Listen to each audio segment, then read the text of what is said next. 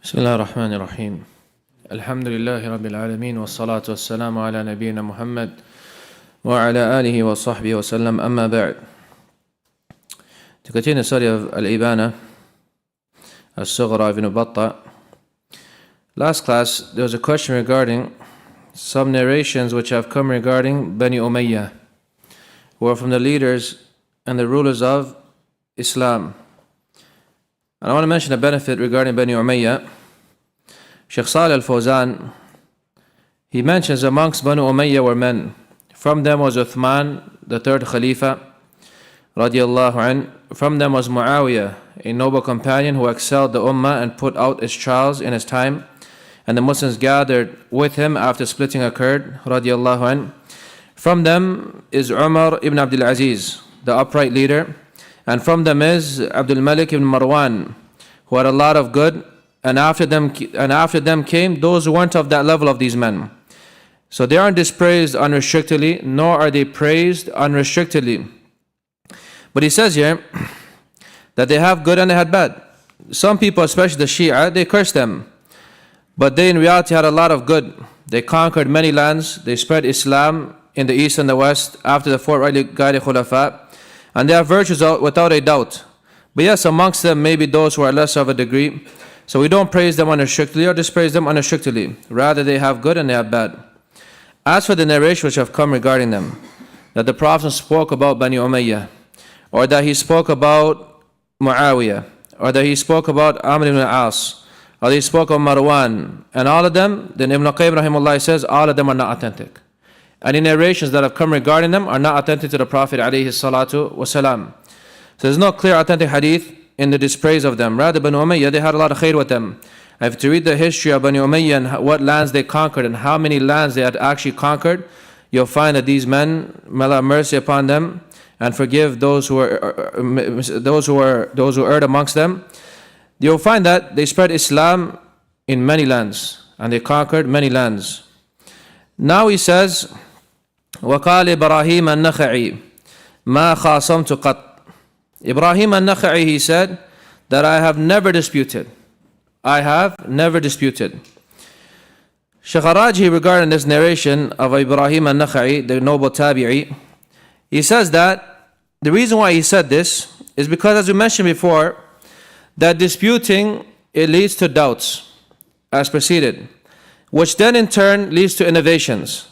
So for this reason, he distanced himself from the means to that.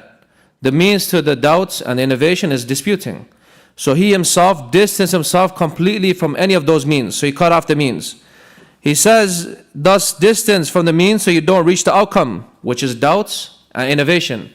If you cut off the means of doubt and innovation, which is disputing and arguing, then you won't fall into that. But a person who constantly disputes and argues, you'll find that he falls into many doubts and many innovations.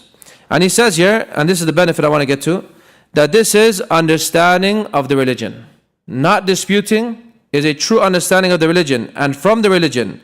And it shows the iman of a servant and the strength in the religion of Allah, that he distanced himself from the means that leads to doubts, which then in turn lead to innovations. Many times today you hear what? Debate and dispute and argue. That shows you're strong in knowledge and iman. No, that's not right. As-salama la ya'diluha shay. Being safe and safety, nothing is equal to it. The true strength in a person's iman and the true strength in a person's Islam and then following the right way is not arguing and not disputing. That's where a person shows strength. Not disputing with every Tom, Dick and Harry that comes about and brings a doubt, as we mentioned before. As a benefit I want to mention, and this is a benefit, why? Because you find some brothers, they have a khasla, they have a kind of characteristic where they dispute and argue a lot. They dispute and they argue often, whether it's regarding religious things or whether it's regarding worldly things. As-San'ani, rahimahullah, he says, in some of the books of the Shafi'is, it is mentioned that the one who disputes a lot, his witness is rejected. In the books of the Shafi'iyya, they said a person who disputes often, he has a lot of khusuma, a lot of disputing, his witness is rejected. Why? Because this shows deficiency in one's muru'ah. This shows deficiency in one's sense of honor. Al-muru'ah, as Brother Faisal was discussing last week. So this in reality, arguing and disputing a lot is not something praiseworthy. That you argue with every single one that has something to say. Rather, some of the scholars you mentioned here, they considered your witness to be rejected. because of you arguing, disputing Allah. The next narration comes from Mu'adh bin Jabal radiallahu anh. He says, Yadullah fawqa al-jama'ah, wa man shadda lam yubali Allahu bi shududih. That the hand of Allah is above the congregation, the jama'ah. And whoever deviates, then Allah does not care about his deviation. Whoever deviates, Allah does not care about his deviation. As for Mu'adh ibn Jabal, radiallahu an, is a noble companion of the Prophet alayhi salatu wasalam, from those who are present in the battle of Badr. And he is from the scholars of this ummah. Rather, he is the greatest scholar of this ummah after the Prophet alayhi salatu wasalam, as some of the scholars have mentioned. I will mention a proof of that. He gathered the Quran in the time of the Prophet sallallahu alaihi wasallam, and from those who the Prophet advised us to take Quran from. Now the Prophet ﷺ, he said about him, وَأَعْلَمُهُمْ بِالْحَلَالِ وَالْحَرَامِ Mu'adh ibn Jabal. The most knowledgeable regarding halal and haram of this ummah, he says, is Mu'adh ibn Jabal radiallahu anhu. And Imam Al-Albani declared this narration to be authentic. Another authentic narration, he says, Mu'adh ibn Jabal أَمَامُ الْعُلَمَاءِ يَوْمَ الْقِيَامَةِ بِرَتْوَةٍ. That Mu'adh ibn Jabal will come on the day of judgment in front of the scholars بِرَتْوَةٍ, which means by a far distance. So with this hadith, Imam Al-Albani authenticated, the scholars got from this that he is the leader of the ulama. He is the leader of the ulama because he'll come precede them by a large distance in the hereafter. Now to show his strong knowledge and how strong he was the one the Prophet sent to Yemen. إِنَّكَ تَكْتُمَ عَلَىٰ قَوْمِ أَهْلِ كِتَابٍ. He is the one the Prophet sent to Yemen, to a people of the book, to guide them to Islam. Showing us here that Mu'adh ibn Jabal radiallahu anhu is very knowledgeable. But from that which the scholars have mentioned, that he died at a very young age. He died in his early 30s. Mu'adh ibn Jabal radiallahu anhu, he died in his early 30s. Now this shows what? إِنَّمَا الْعِلْمُ لَيْسَ بِالسِّنٍ. Knowledge has nothing to do with age. But that doesn't mean that a person doesn't respect those who are elders or those who are more knowledgeable than him. Yes, a person, young man, may attain knowledge that an elder one doesn't have. But that doesn't mean that he still has the wisdom that the elder person has.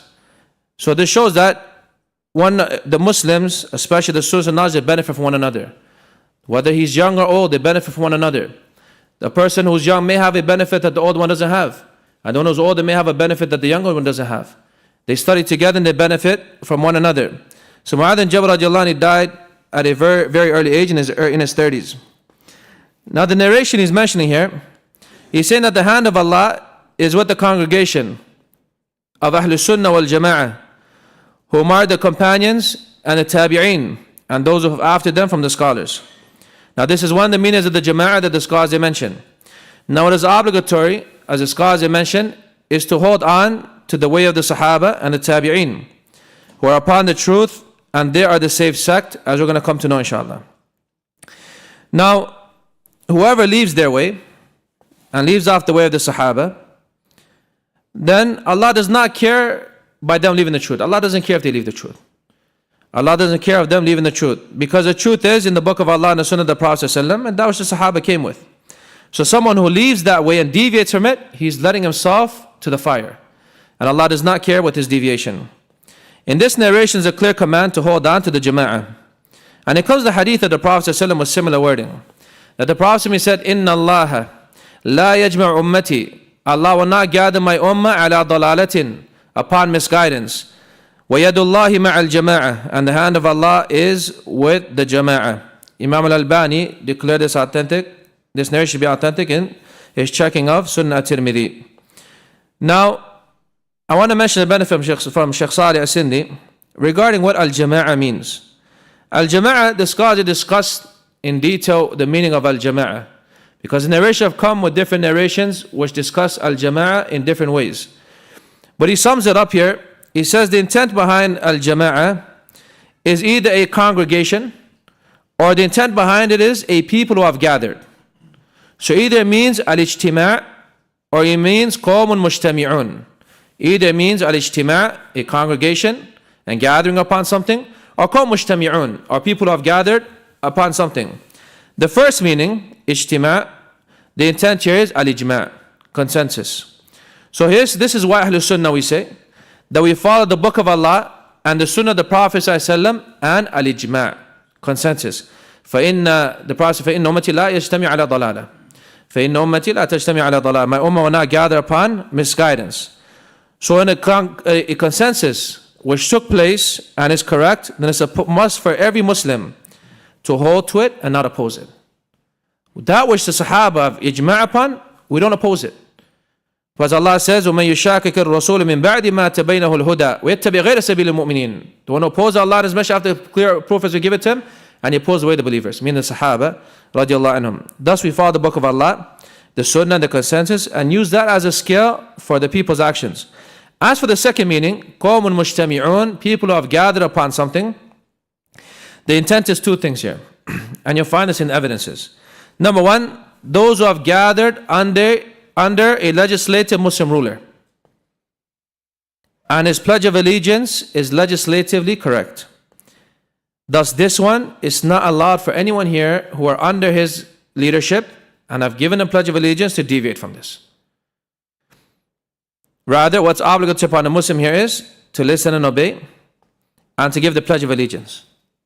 For the Prophet he said in the hadith of Hudayfa, تَلْزَمُ جَمَاعَةُ الْمُسْلِمِينَ وَإِمَامَهُم, stick to the congregation of the Muslimin and their leader. So this is the first meaning. The second meaning is those who have gathered upon the truth. In foremost of them is the rightly guided predecessors, and then those who followed them in good.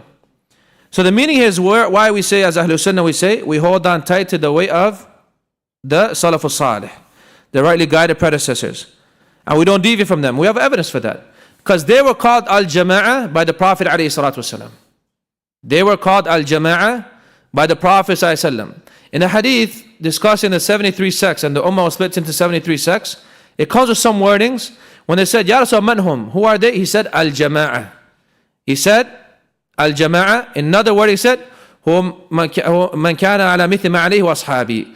They are those who are upon what I'm upon and my companions.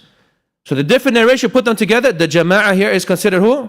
The Sahaba, radiallahu anhum, who are gathered upon the truth. And that is why we say it's a must upon a Muslim to understand the book of Allah and the Sunnah of the Prophet ﷺ based upon the understanding of Al-Jama'ah, who is the Sahaba radiallahu anhum, and those who follow them upon good. Now he mentioned benefit from Al-Awza'i. He said, خَمْسٌ كَانَ عَلَيْهَا أَصْحَابُ رَسُولِ اللَّهِ صلى الله عليه وسلم. 5 things that the companions of the Prophet were upon. Number 1, لُزُومُ الْجَمَاعَةِ. Number 1, clinging on to the congregation.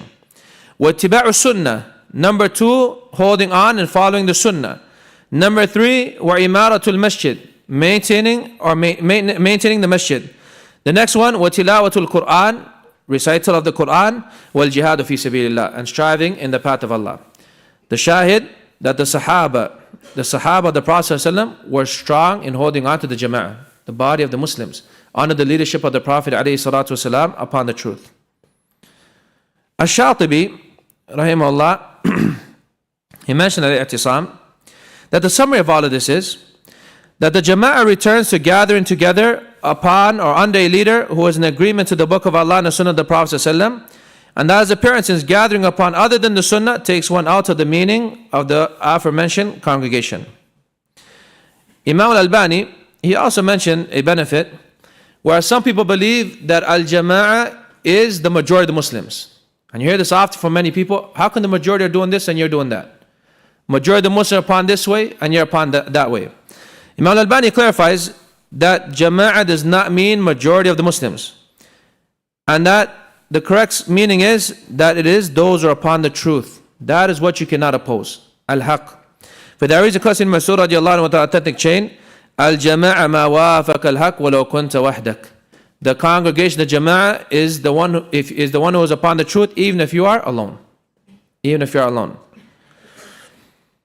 The next narration, it comes from Mus'ab ibn Sa'd ibn Abi Waqqas radiallahu anhu. He said, لا تجالس مفتونا. Do not sit with someone who is afflicted in his religion. فإنه لن يخطئك إحدى اثنتين. For verily he will do you wrong in one of the two things.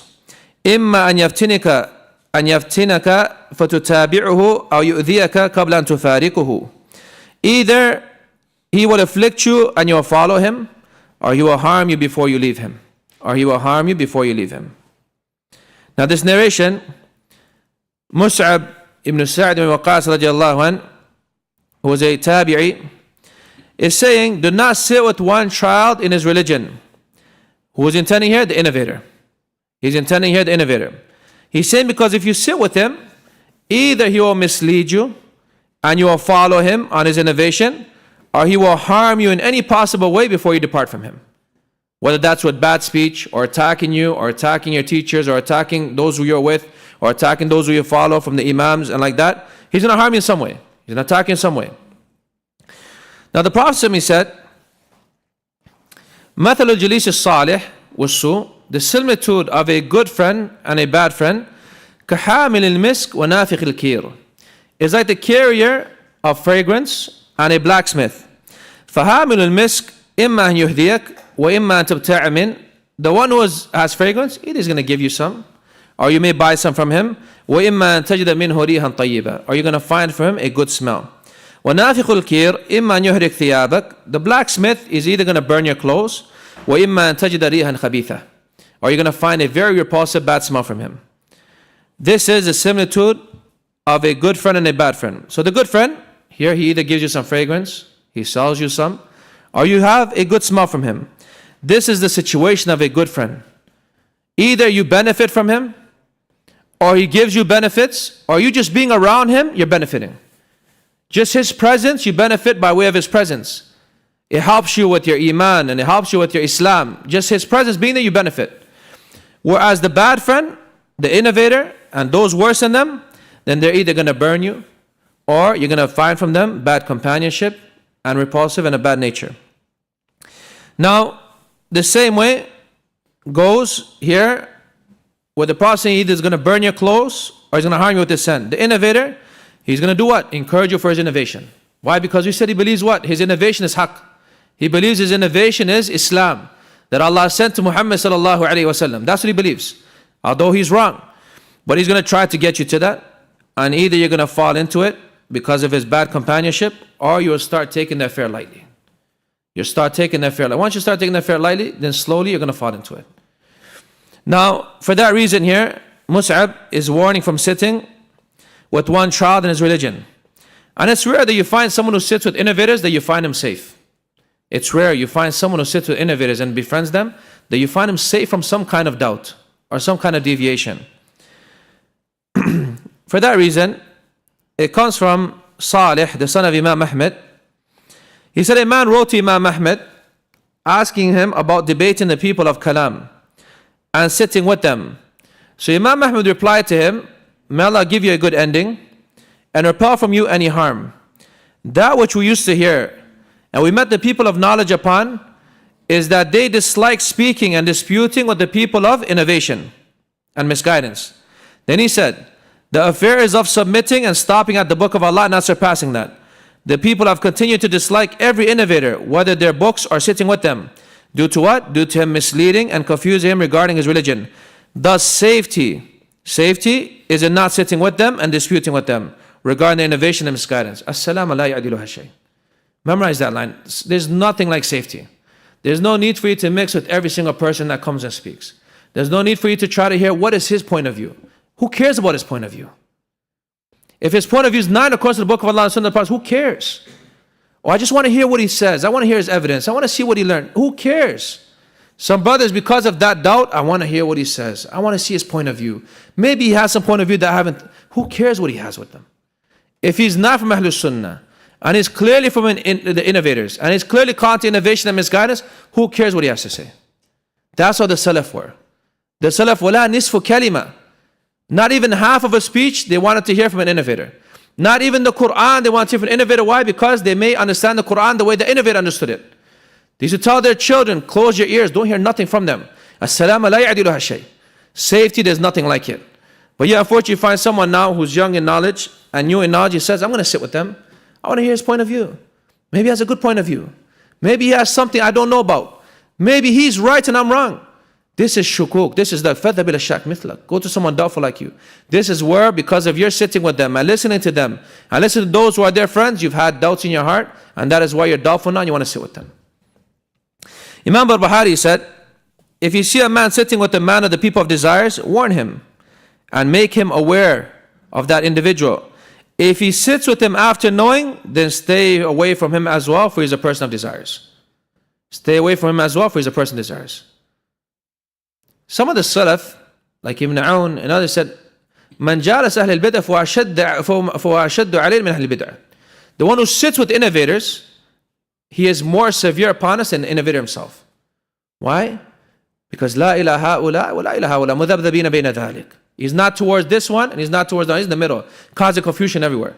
He's causing confusion here, causing confusion over there. This kind of person is worse at times due to what he spreads of news and he said, she said between the two groups. The Salaf, they are firm regarding this and not sitting with the innovators and mixing with them. The next narration says, وَقَالَ عَلِي كَرَّمَ اللَّهُ وَجْهَهُ مَنْ فَارَقَ الْجَمَاعَةَ فَقَدْ خَلَعَ رِبْقَةَ الْإِسْلَامِ مِنْ عُنُقِهِ. He said, and Ali, may Allah honor his face, said, whoever leaves the jama'ah, he has verily taken off the loop of Islam from his neck. Now, we mentioned before that it's not right to say Ali karramallahu wajhah. It's not correct to say Ali, may Allah honor his face. And you shouldn't specify Ali radiallahu anhu from the rest of the Sahaba. All of the Sahaba radiallahu anhum wa radu an. And Ali is from the Sahaba. And there are Sahaba who are more noble and virtuous than Ali. Abu Bakr, Umar and Uthman. But we don't say regarding them, karramallahu wajha. We say regarding all of them, radiallahu anhum. And as I mentioned before, this is more praiseworthy than saying karramallahu wajha. Now, I want to mention the benefit. Why do they even say this? First, Ibn Battah is not the one who said this. This is from some of those who copied the book, and perhaps they're from the Shia. They added this karramallahu wajha here. Sheikh Bakr Abu Zayd, he says that the Shia, they said this for certain reasons. One was they said that Ali never came across anyone else's awrah. They said Ali never came across anyone else's awrah. The second reason why they said that is because they said Ali never prostrated to a sanam, to an idol. So they said he never prostrated to an idol and never came across anyone else's awrah. So they said karramallahu wajha. Now in reality, neither of these points are authentic. Shaykh Bakr Abu Zayd, he says none of their reasons are authentic from it. And then we mentioned what they said. Now, he says he is not alone in this, not prostrate to a sanam.